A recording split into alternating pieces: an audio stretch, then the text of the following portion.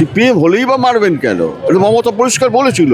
মেয়েরা যে 34 বছর ক্ষমতায় ছিল, সংগঠনের জোরেই ছিল, উন্নয়ন কি তাদের মূল লক্ষ্য ছিল না? যে বুদ্ধদেব ভট্টাচার্য মন্ত্রী থেকে শুধু পদত্যাগ করেনি, পার্টি থেকেও করেছে। এই মুহূর্তে আমরা রয়েছি কলকাতা বইমেলায়, আর আমাদের সঙ্গে রয়েছেন অত্যন্ত সিনিয়র একজন সাংবাদিক গৌতম রায়, যিনি কিনা যখন বুদ্ধদেব ভট্টাচার্য পদত্যাগ করবেন এই খবর সব থেকে আগে যিনি ব্রেক করেছিলেন বা মিডিয়াতে দিয়েছিলেন, তিনি হলেন গৌতম রায়।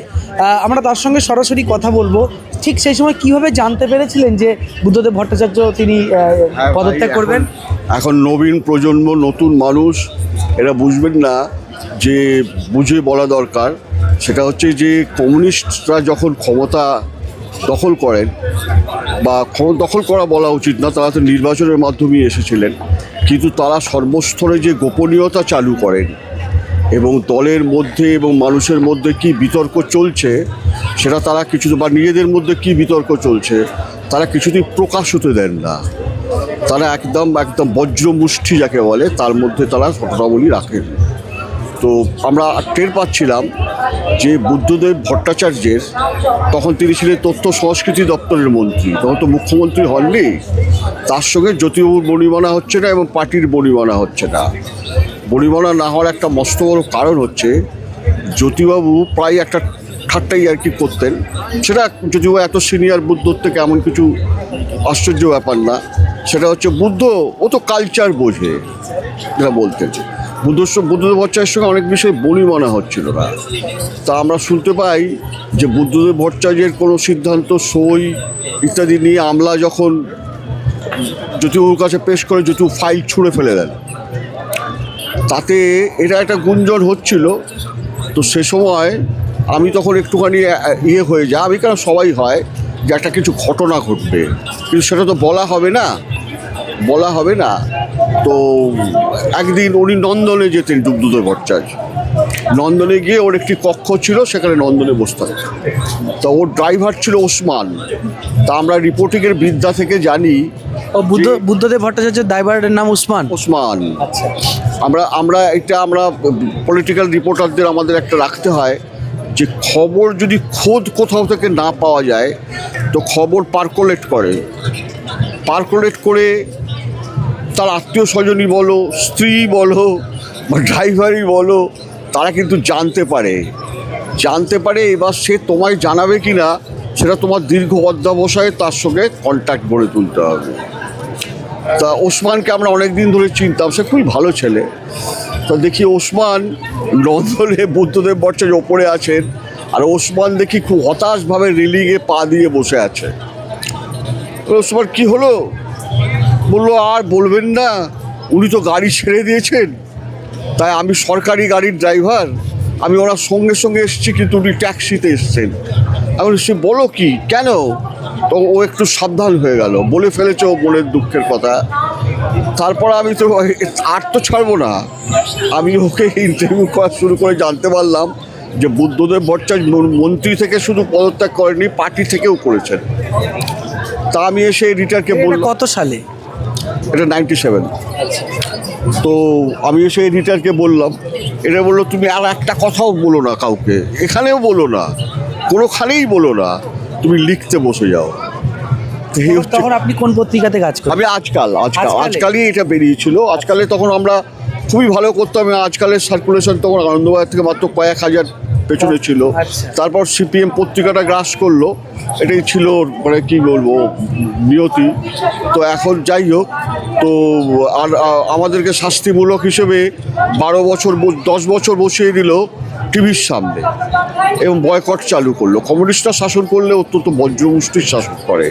এখন সমীরদা প্রয়াত হয়েছেন, সমীরদা, সৈফুদ্দিন চৌধুরী, এদের সঙ্গে আমাদের খুবই যোগাযোগ ছিল। সফিদাকে আমি যখন দিল্লিতে ছিলাম বলতাম যে সফিদা, একটা পার্টি এভাবে চলে কি মাস পার্টি হতে পারবে? তো সফিদা বললো কখনোই পারবে না। এবং সমীরদাও বলতো, সমীরদা তখন খুব উন্নয়নপন্থী ছিল, যে এতদিন ধরে আমরা শাসন করব কিন্তু আমরা কোনো উন্নয়ন করব না, আমরা শুধু সংগঠনের জোরে জিতে যাব, এটা সমীরদা বলতো।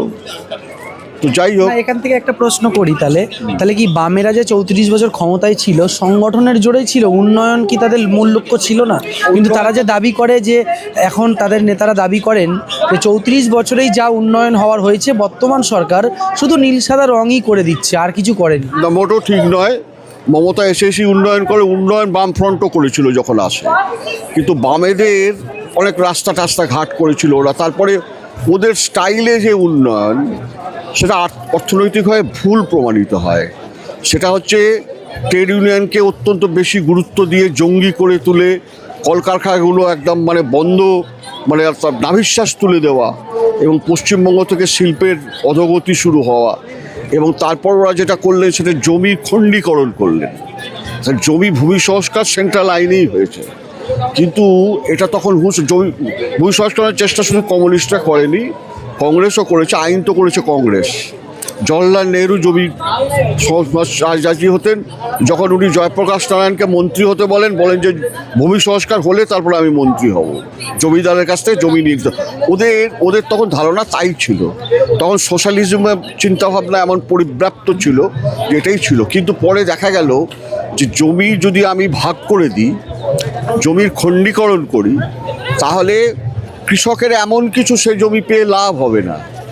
8 কাঠা 10 কাঠা জমি পেয়ে কী লাভ হয়? তাদেরকে চাষ করা যায় না।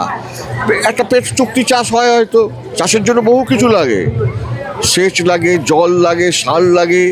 তো যে 8 কাঠা জমিও যার কাছে নেই, সেগুলো জোগাবে কী করে? সরকার হেল্প করলেও হবে না। এটা ধারণা হয়, এটা তো হয়নি কখনো আগে। আমাদের সময় কি কৃষিতে স্ট্যালিনও জমি টুকরো করে দেননি। স্ট্যালিন চেয়েছিলেন সব জমি কেড়ে নিয়ে একটা জমি করতে, আল তুলে দিয়ে। আর তার আগে যে ভূমি সংস্কার হয় ইউরোপে শিল্প বিপ্লবের সঙ্গে সঙ্গে, সেটা হচ্ছে কৃষকদের কাছ থেকে, নিশ্চয়ই খুব কষ্টকরভাবে, এবং কৃষকদের কাছ থেকে জমি কেড়ে নেওয়া হয়। ফ্রান্সে যেটা হয় সেটা হচ্ছে তাদের ডেথ ট্র্যাপে ফেলা হয় ঋণের। তো সেই করে জমি কেড়ে নিয়ে ওরা কিন্তু জমিটার ঘনীভবন করে এবং র্যাঞ্চ তৈরি হয়, এবং র্যাঞ্চ তৈরি হয়ে তারা খাদ্যে স্বয়ংবর শুধু নিজেরা হয় না, গোটা পৃথিবীতে খাদ্য বিক্রি করে তারা বড় লোক হয়। আমাদের এখানে কি হলো, অন্য ভারতবর্ষের অন্য জায়গায় হলো না, কিন্তু ভারতবর্ষের অন্য জায়গায় যে বড় বড় শিল্পাঞ্চলগুলো গড়ে উঠলো, নয়ডা, তারপরে এই যে গুরুগ্রাম, এই সমস্তগুলো কী ছিল? কাদের জমি ছিল? এই বড় বড় প্লট ছিল, তার থেকে জমি নিয়ে রিং রোড তৈরি হলো। আমাদের এখানে এগুলো তো হতে পারলো না, কিন্তু বামেরা যে কথা ওই নন্দীগ্রাম আর সিঙ্গুরের কথাই বলে, এবং মমতা এটাকে তাড়িয়েছে বলে যে বিষয়টা বলে। কিন্তু আমি জিজ্ঞেস করতে চাই, আমি আপনার থেকে যেটা জানতে চাইবো যে 34 বছর তারা কি অন্যান্য এমন কোনো শিল্প করেনি যেটার উদাহরণ দিতে পারে? দৃষ্টিভঙ্গির মধ্যে যে হিংসা ছিল, মমতার দৃষ্টিভঙ্গিতে সেই হিংসা নেই। কেমন হিংসা বলতে পারি? তার কারণ হচ্ছে মমতা যখন প্রথম ক্ষমতায় আসে, ওরা খুবই আশঙ্কা করেছিল যে প্রচুর মার খাবে। এখন তাদের ক্ষতি হয়নি আমি বলবো না, তাদের পার্টি অফিস টার্টিফিসগুলো দখল হয়ে যায় ইত্যাদি, কিন্তু তারা খুন হয়নি একটি ঘটনা বাদে, প্রদীপ্তা বাদে। সেটা তার জন্য তার আত্মীয়ই তাকে মারে। আমি তাকেও সমর্থন করছি না। বামেরা তো চ্যালেঞ্জ করে, তৃণমূল কিন্তু প্রতিশোধ নেয়নি না, কিন্তু বামেরা তো চ্যালেঞ্জ। মমতা জনসভায় বলেছিলেন যে সিপিএম হলেই বা মারবেন কেন? তা তো বলেছিলেন বদলা নয় বদল চাই। বলেছিলেন সিপিএম হলেই বা মারবে কেন, সিপিএম হলেই বা মারবেন কেন, এটা মমতা পরিষ্কার বলেছিল। তো এখন ঘটনা হচ্ছে যে এখন তো ভোট পরবর্তী হিংসা আমরা দেখতে পাই। ভোট পরবর্তী হিংসা এখন আমরা দেখতে পাচ্ছি, সে দুটো মেলাতে হবে। সিপিএম আমলে ধরুন এই যে একটা সিপিএম হলে কি ভোট পরবর্তী হিংসা হতো? ব্যাপক 200-250 লোক মারা যেত, এখন তার থেকে কম মরে। তবু একটাই বা মরবে কেন? এই মরবে, এটা হচ্ছে আমাদের রাজ্যের ট্র্যাডিশন ভাই। এখানে রিগিংটা একটা মানে কি বলবো, এটা তুমি কিছুদিন বন্ধ করতে পারবে না, কেউ বন্ধ করতে পারবে না। বিজেপি যদি ক্ষমতায় আসে, ওই ধরনের মডেলই চালু হবে।